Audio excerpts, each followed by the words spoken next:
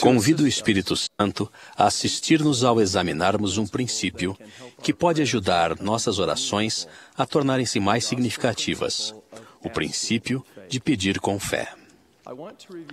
Quero rever 3 exemplos de pedidos com fé em orações significativas e discutir o que podemos aprender com cada um deles. Ao falarmos da oração, enfatizo a palavra significativa. O simples ato de proferir uma oração é bem diferente de se oferecer uma oração significativa. Espero que todos já saibamos que a oração é essencial para o nosso desenvolvimento espiritual e proteção. Porém, nem sempre o que sabemos se reflete naquilo que fazemos. E mesmo que reconheçamos a importância da oração, todos podemos melhorar a consistência e a eficácia de nossas orações pessoais e familiares. O exemplo clássico de se pedir com fé é o de Joseph Smith e a primeira visão. Quando jovem, Joseph estava em busca da verdade sobre religião e leu os seguintes versículos no 1º capítulo de Tiago. E se algum de vós tem falta de sabedoria, peça a Deus, que a todos dá liberalmente, e não o lança em rosto, e ser-lhe-á dada. Peça-a, porém, com fé, em nada duvidando. Observem o requisito de pedirmos com fé, o que, para mim, significa não apenas verbalizar, mas fazer o dever duplo de suplicar e realizar, a exigência de comunicar e agir. Ao ponderar sobre essa passagem bíblica, Joseph retirou-se para um bosque próximo à sua casa para orar e buscar conhecimento espiritual. Observem as perguntas que orientaram o pensamento e a súplica de Joseph. Em meio a essa guerra de palavras e divergência de opiniões, muitas vezes disse a mim mesmo: que deve ser feito? Quem dentre todos esses grupos está certo? Ou estão todos igualmente errados? Se algum deles é correto, qual é e como poderei sabê-lo?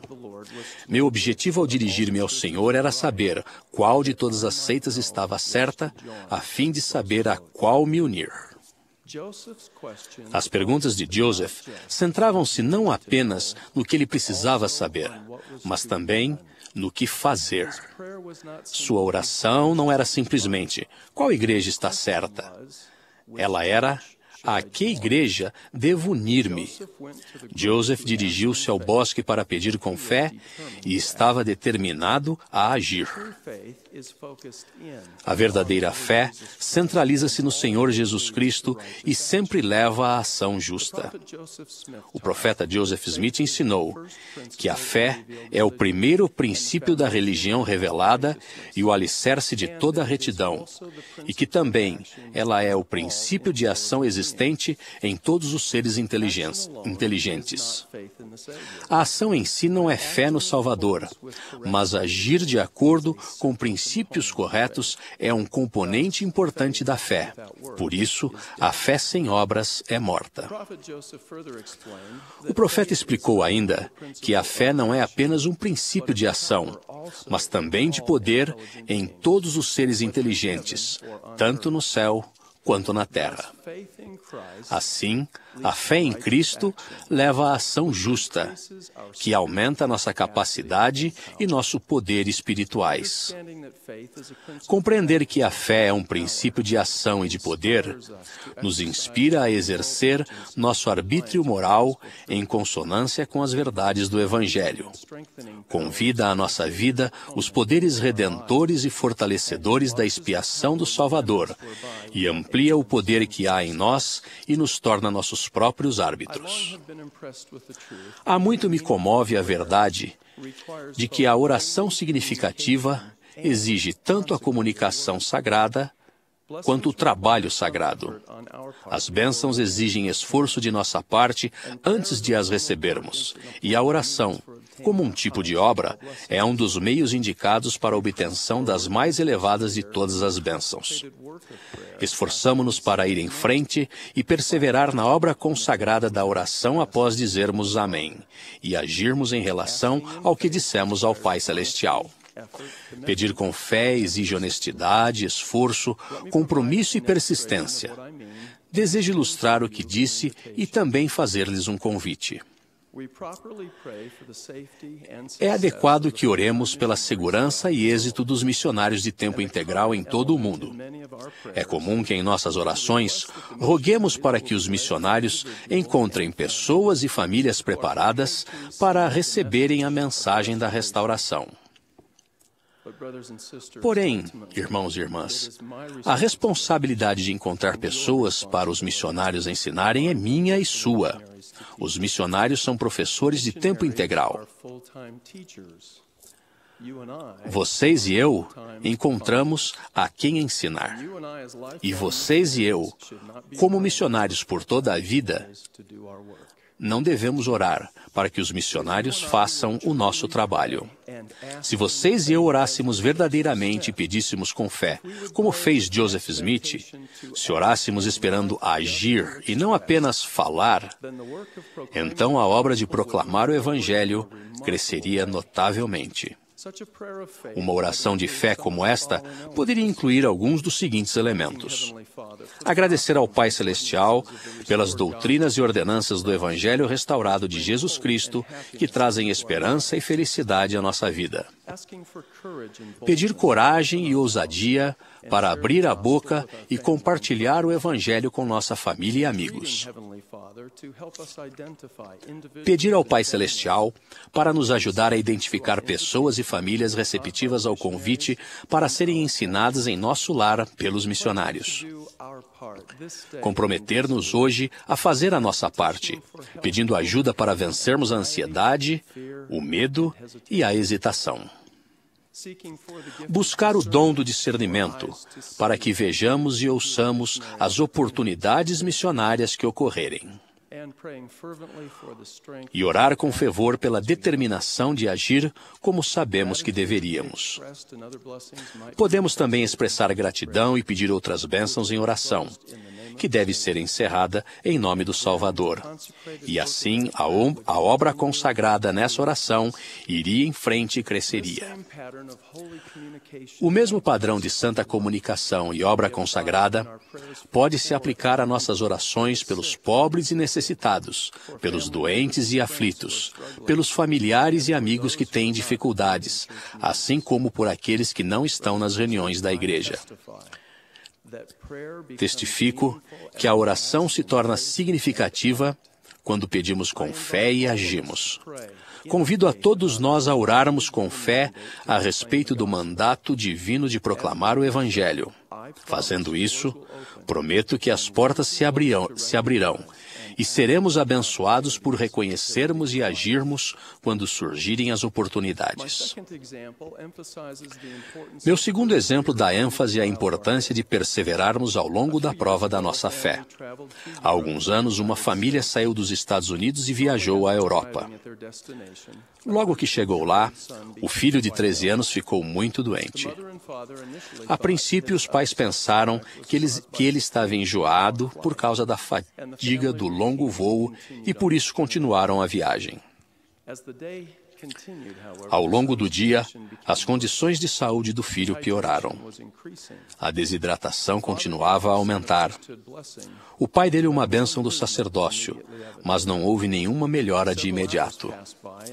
Passaram-se horas e a mãe ajoelhou-se ao lado do filho e rogou ao Pai Celestial para que o menino se restabelecesse.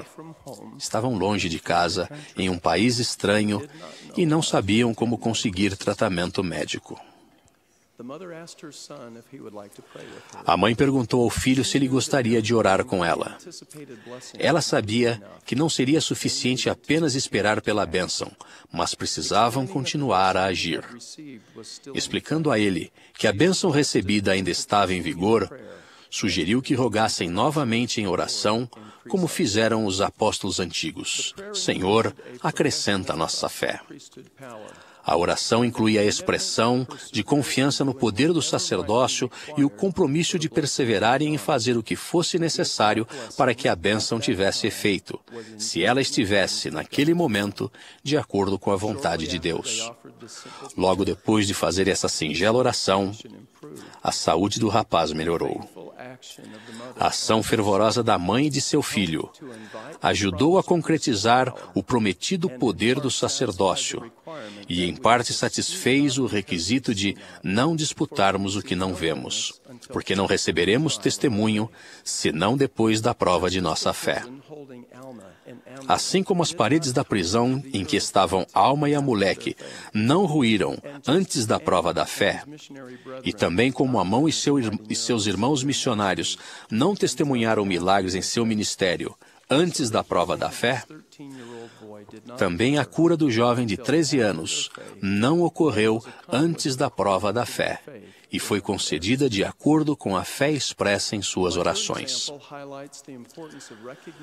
O terceiro exemplo ilustra a importância de reconhecermos e aceitarmos a vontade de Deus em nossa vida. Há muitos anos, um jovem pai que havia sido ativo na igreja quando criança, escolheu outros caminhos na juventude. Depois do serviço militar, casou-se com uma adorável jovem e logo foram abençoados com filhos. Certo dia, inesperadamente, sua filhinha de 4 anos ficou muito doente e foi hospitalizada. Desesperado, e pela primeira vez em muitos anos, o pai se ajoelhou para orar, rogando para que a vida da filha fosse poupada. No entanto, ela piorou. Aos poucos, o pai percebeu que sua filhinha não sobreviveria, e gradualmente suas orações se modificaram. Ele já não orava pela cura, mas por compreensão.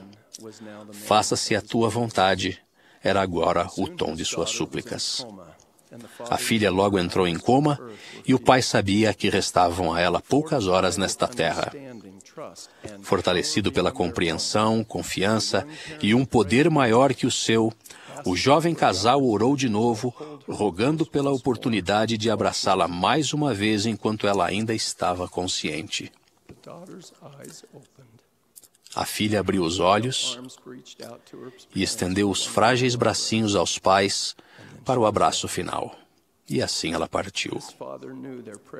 O jovem pai sabia que suas orações haviam sido respondidas. Um Pai Celestial bondoso e compassivo havia confortado seu coração. A vontade de Deus se fizera e eles haviam obtido compreensão. Discernir e aceitar a vontade de Deus em nossa vida são elementos fundamentais ao se pedir com fé em oração significativa.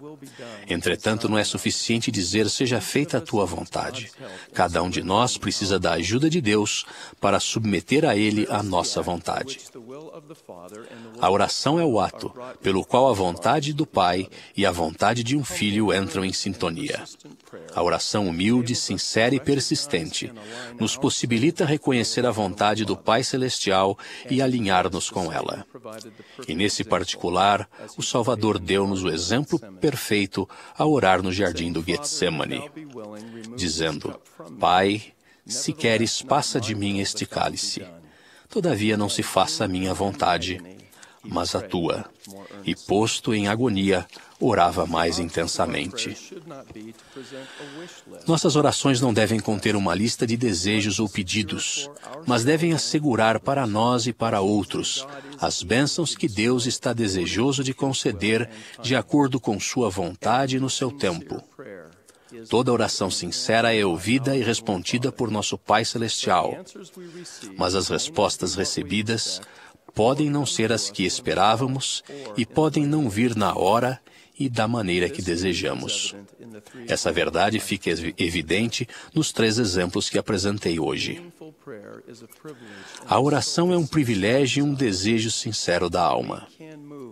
Podemos deixar para trás orações rotineiras e listas de pedidos e nos envolver em orações significativas, pedindo com fé e agindo, e perseverando com paciência na prova de nossa fé, reconhecendo e aceitando humildemente que seja feita a tua vontade e não a minha. Irmãos e irmãs, testifico da realidade e divindade do nosso Pai eterno, de seu Filho unigênito, o Senhor Jesus Cristo, e do Espírito Santo. Testifico que nosso Pai ouve nossas orações e as responde. Que cada um de nós se dedique com mais determinação a pedir com fé. tornando, desse modo, as orações verdadeiramente significativas. Assim oro em nome de Jesus Cristo. Amém.